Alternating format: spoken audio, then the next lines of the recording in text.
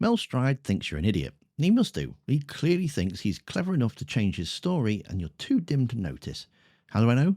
Well, it takes a special kind of arrogance to go on national radio on Friday, say one thing with your whole chest, and then show up on Sunday and say the exact opposite and act like nobody noticed. That's not just a contradiction, it's contempt.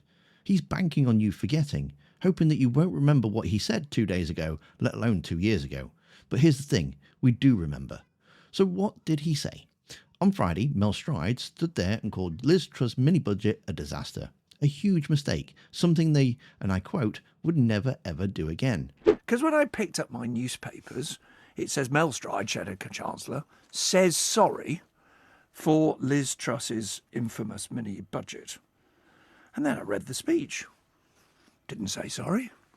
Didn't in fact say the word Liz Truss. Is she like sort of Voldemort? She can't be named. No, of course not.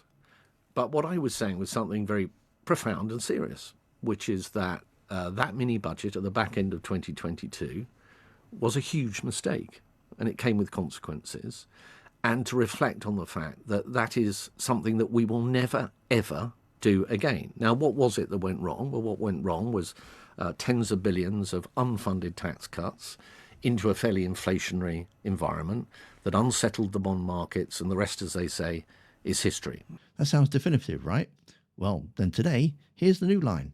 We need to cut taxes and grow the economy. As a Conservative, you have many times publicly acknowledged that your party also made really quite a mess of things. You didn't exactly leave a brilliant situation. You already had record levels of tax and record levels of debt. Things were not in a great situation. But I'm interested, you say we had COVID, we had inflation imported through the Russia-Ukraine war, and we did on the day of the general election have inflation down to bang on target at 2%. It's almost double that now. But you said, well, let's talk about what you want to do about it, though, because viewers have heard you and I discuss this on many occasions, and you said there you want a completely new kind of economy. Can you tell us one big radical thing that you would actually like to do if you made it to number 11? So we've always spoken, for example, of welfare reform, and we think it's right as a party that we shouldn't have people on welfare.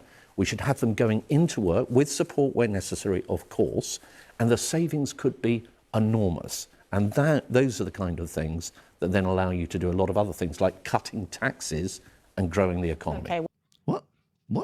What? That is Trussonomics. That's literally the same economic fantasy that tanked the pound, spooked the markets, and added billions of mortgage repayments overnight. And now they're trying to repackage it as if it's some bold new idea. We don't want to repeat Liz Truss mistakes. We'll do exactly what she did, just slower with fewer fireworks. You can't say we've learnt our lesson while scribbling down the same answers you got expelled for last time. This is either breathtaking incompetence or straight up gaslighting. Because they think that you've forgotten what happened last time the Tories tried to cut taxes without having a plan to pay for it. But we haven't. We remember the soaring interest rates, the market chaos, the pension funds on the brink, and remember who cheered it all on, Mel Stride included.